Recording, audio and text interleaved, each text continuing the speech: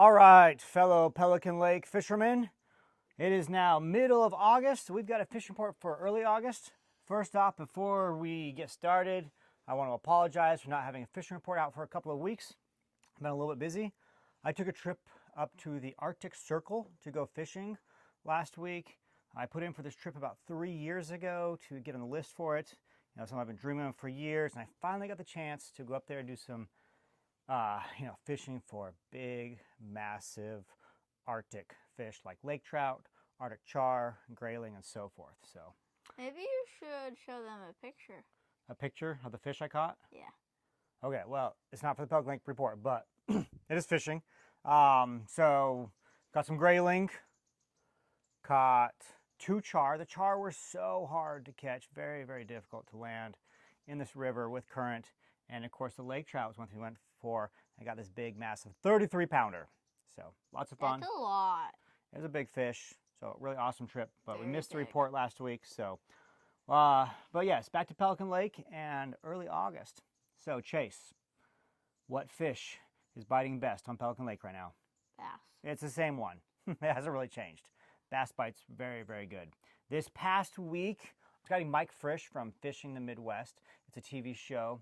So they came here to Pelican Lake to film a bass fishing episode here, and they had me take them out and go fishing. And it was really, really good fishing. We landed a lot of good bass. So the best baits right now, Chase, for bass, what are they? Topwater, Senkos, chatterbaits. Okay, so topwater lures, the whopper plopper, really, really good. Your frogs, all that sort of stuff. Chatterbaits, like Chase said. If you can find an area without weeds, the chatterbait is phenomenal right now. Okay. Interestingly enough, so back to the fishing thing with the television thing.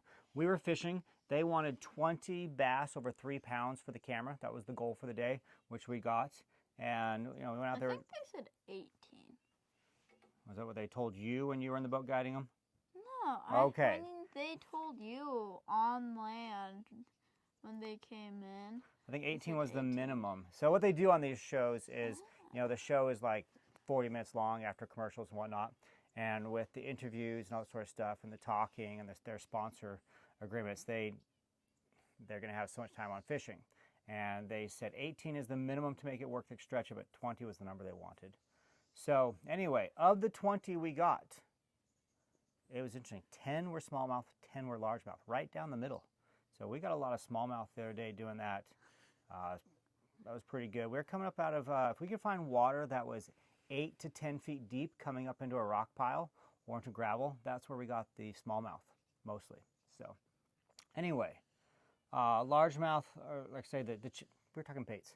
Chatterbait, really, really good. That day we were throwing those, it was really, really good. Swim jig's very good, Senko's very good, and top water. So let's look at a few of these pictures here of fish that people caught in the bass fishing. So the funny story of that whole thing was, I got done filming with them. They wanted a really big, massive 5-pounder if they could to just really focus on, show the lake. And the guy's like, if we can get one big 5-pounder, that'd be great. I'm like, oh, that would be great for everybody, but we'll take what we can get. And we fished pretty hard trying to find that one really big one. We got a lot of 3.5s. We got quite a few 4-pounders, 19 and a half inch long fish. And we never got that 5-pounder. We never cracked 20 inches long. So they left. And then I was guiding the very next day. I took a guy out to go fishing. We went out to this rock pile and I explained how to do it. And he needed a little more instruction on his casting, a few things. So I picked my rod up and I said, here, watch how I do this. I want to show you this technique here. So you're going to pitch it out there. It's going to come off the rock and we're going to let it drop all the way down. We're throwing a Senko. And we're going to let it drop all the way down. And then I'm just going to twitch it a little bit to cause that lure to come up a little bit, the bait, and I'll let it drop again. I said, they'll usually hit in that first little twitch there. So I pitched it out. And I felt the tap, and I said, look, it's going to go down. There's a tap. Set the hook, and I hooked the fish, this big, massive 5-pound smallmouth, after the TV camera was gone. So they are out there, those really big fish. But bass fishing is really good.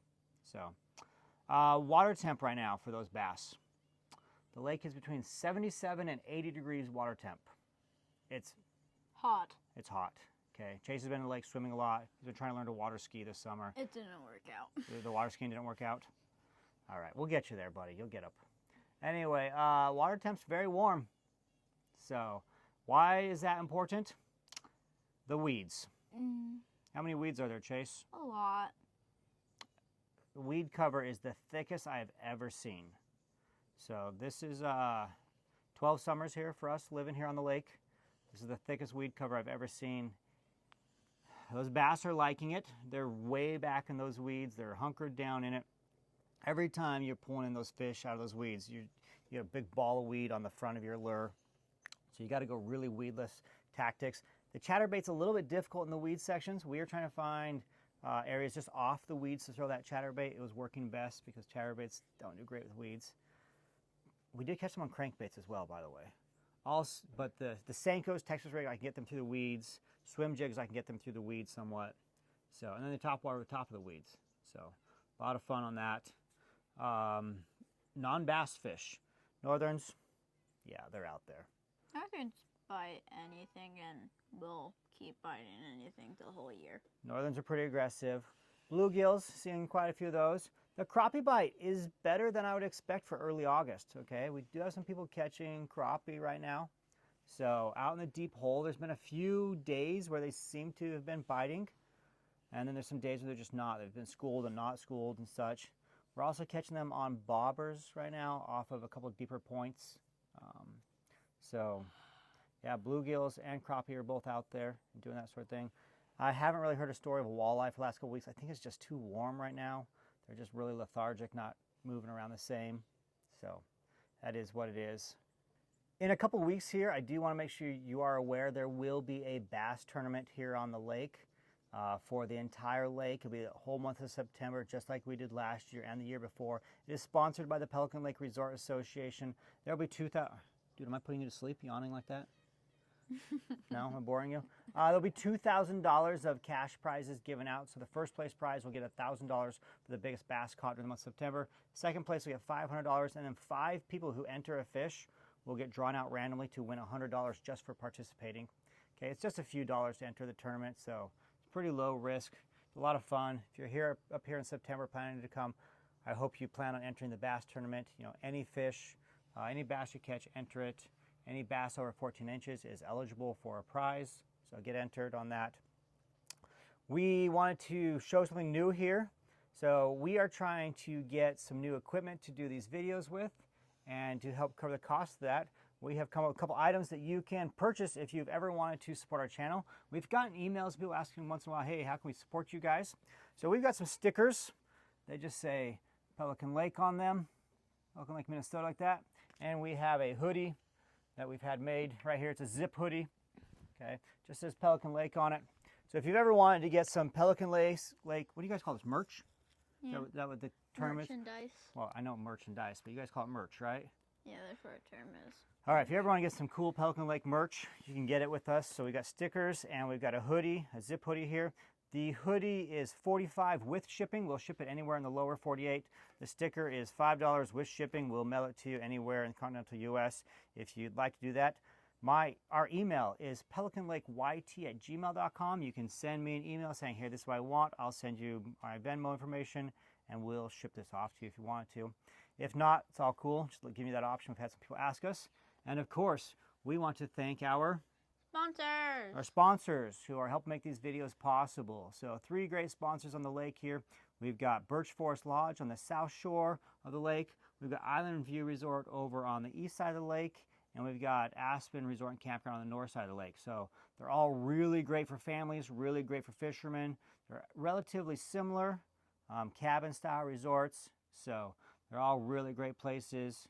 If you're in the area, please support them. Tell them if you're staying there, thank them for supporting our videos. Please, for us, say, from Adam and Chase, wanted to pass on to you. We appreciate you guys supporting their videos and their channels. So thanks for sending in your photos for the fish being caught.